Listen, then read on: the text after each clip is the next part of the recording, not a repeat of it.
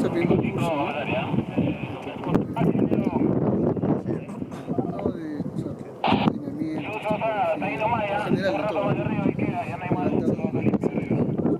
Levantar bandejas, la caseta, cosas. Lo que pasa es que a veces los GPS no entran y pueden medir las crestas, ¿no? Los pies de talón. Entonces ahí, desde la caseta, pueden mandar tus primeros.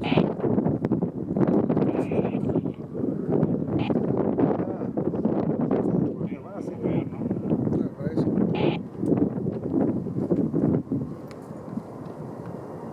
Lo que pasa es que creo que tienen nueva gente. Porque los chicos que capacitamos ya no están en la zanja. ¿Y qué? ¿Topografía? ¿Por qué siempre se Lo que pasa es que usan la estación no solo para monitoreo, sino también pueden usarla para... Desde la época del Jerry levantan